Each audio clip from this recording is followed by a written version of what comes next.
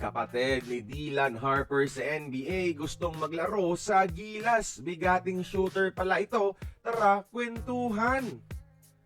Ngayong mas pinaluwag na ng FIBA ang eligibility criteria, mas marami ng option ng Gilas Pilipinas mga idol sa mga pwedeng restback na idagdag na magpapalakas pa ng kupunan.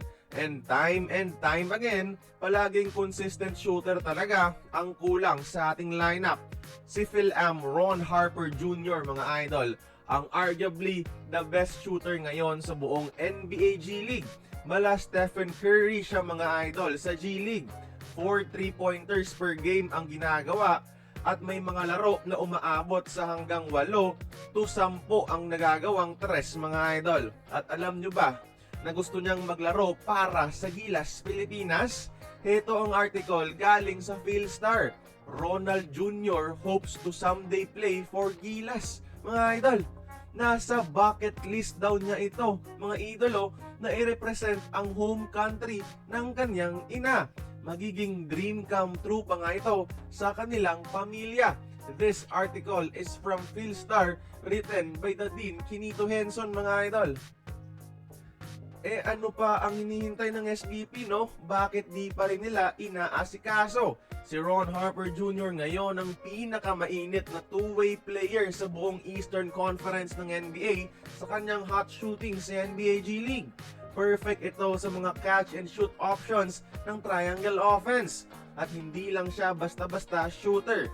Magaling din siyang mag-create ng sariling tira dahil sa build ng kanyang katawan mga idol. Kayang maglaro bilang gwardiya up to forward mga idol.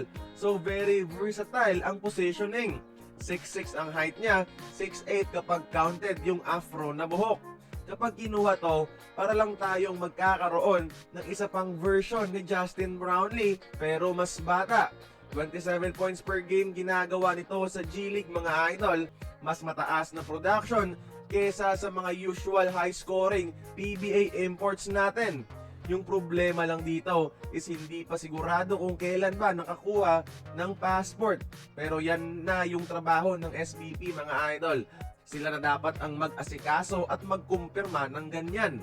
Ang mahalaga, nandyan na yung first step which is yung kanyang interest na maglaro sa Gilas.